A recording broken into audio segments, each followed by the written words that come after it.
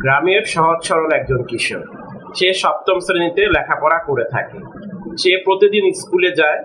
প্রতিদিন সে তার স্কুলের লেখাপড়া ভালোভাবে কমপ্লিট করে, হোমওয়ার্কগুলো খুব ভালোভাবে করে সে তার যে অবসর সময় থাকে সেই সময় সে নষ্ট না করে সে কি করে থাকে, সেই সময়টা সে গ্রামে একটি ছোট্ট চায়ের দোকান দিয়ে সেখানে সে চা বিক্রি করে থাকে।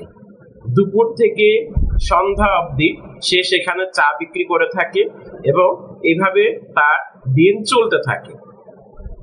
প্রথমে সে যখন তার চায়ের দোকান দিল খুবই ছোট্ট করে, কারণ অভাবের সংসার ছিল, তো এই যে ছোট্ট করে সে যখন চায়ের দোকান দেয়া শুরু করলো বা চায়ের দোকান দিল, প্রথমে তার এই চায়ের দোকানে খুব একটা বেশি লাভ হয়নি।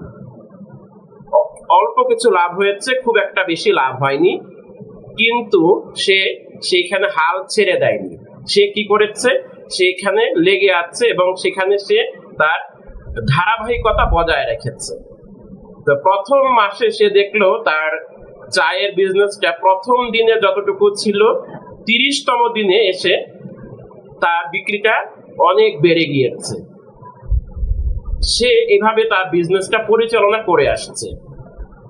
হঠাৎ মাস দুয়েক পরে দেখলো যে তার আসলে যে বিজনেসটা সে করছে, হঠাৎ তার এখানে যারা চা খেতে আসতো সে চা আর তারা খেতে আসছে না, অর্থাৎ কমে গিয়েছে বিক্রি। সে এটা নিয়ে একটা অ্যানালাইসিস করলো যে আসলে কেন বিক্রিটা কমে গেল। সে দেখলো যে সে তার এই চা সে বিক্রির মাঝে সে 15 দিনের জন্য বেড়াতে গিয়েছিল। যখন সে 15 দিনের জন্য বেড়াতে গেল বা বেড়াতে যায়, তখন তার এখানে যারা চা খেত বা চা খেতে এসেছিল তারা অন্য দোকানে চলে গিয়েছে।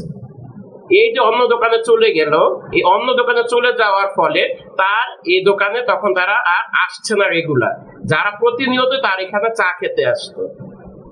যখন সেটা অ্যানালাইসিস করে বা অনেক চিন্তা ভাবনা করে সে ছোট্ট কিশোর সে এটি বের করলো, তখন সে কি করলো, প্রতিদিন সে চায়ের দোকান খোলা রাখার সর্বোচ্চ চেষ্টা চালিয়ে গেল। সে যখন কোনো কাজে ব্যস্ত থাকে, তার যে ভাই তাকে সেখানে সে বসিয়ে যায় যেন দোকানটা খোলা থাকে, যারা তার এখানে চা খেত তারা যেন প্রতিদিন চা খেতে আসে, অর্থাৎ তারা যেন এসে দেখে যে দোকানটা কি হচ্ছে, খোলা আছে। আমরা সবসময় বলে থাকি বিজনেসে ধারাবাহিকতা মেনটেন করা খুবই দরকার। আপনি আমি বিজনেস করব বা করছি, আমাদেরকে কিন্তু ধারাবাহিকতা বজায় রাখতে হবে। ধারাবাহিকতা যত আপনি বজায় রাখবেন তত আপনার বিজনেসের জন্য ভালো হবে।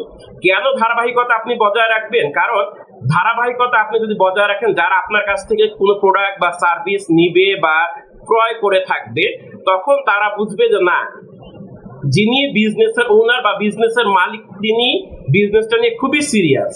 নাম্বার 1। নাম্বার 2 হচ্ছে যে না, এই দোকান থেকে চা খেলে বা এই দোকানে যে সার্ভিসটি দিয়ে থাকে অথবা এই ব্যবসায় যে সার্ভিসটি দিয়ে থাকে, তারা কি করে সর্বোচ্চ চেষ্টা চালিয়ে যাচ্ছে মানুষকে সেবা দেওয়ার জন্য, এবং তাদের এটি দোকান তারা সবসময় খোলা রাখছে। এর জন্য আপনি যে বিজনেসটা করবেন সেখানে দেখবেন আপনি সর্বোচ্চ চেষ্টা চালিয়ে যাবেন এবং ধারাবাহিকতা বজায় রাখবেন। আপনার বিজনেসে অনেক সময় লস হবে, বিজনেসে লাভ হবে।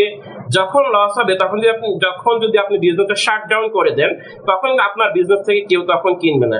এই যে ছোট্ট কিশোরটা সে এই যে খুঁজে বের করলো তার ল্যাকিংসটা কোথায়, তখনই কিন্তু সে উত্তরটা পেয়ে গেল। আপনিও যখন বিজনেস করার চিন্তা করছেন বা করবেন, অবশ্যই আপনি এই জিনিসটা খুবই ভালোভাবে ফাইন্ড আউট করে থাকবেন। যখন আপনি এই বিজনেসটা কন্টিনিউয়াস পরিচালনা করতে থাকবেন, তখনই দেখবেন আপনার কাছ থেকে মানুষ সার্ভিস বা ক্রয় নেওয়া শুরু করে দিয়েছে।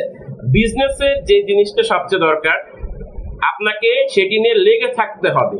যখন আপনি দেখছেন আপনার বিজনেসে লস হচ্ছে অথবা সেল কমে গিয়েছে, কেন সেল কমছে সেটি খুঁজে বের করলে পরবর্তীতে এটি ওভারকাম করা যাবে।